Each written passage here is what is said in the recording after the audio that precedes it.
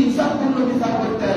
নবীদের কাছে একজন মুসলমান এবং একজন ইহুদি ঝগড়া লেগেছিল। কি লেগেছিল বাবা? ঝগড়া।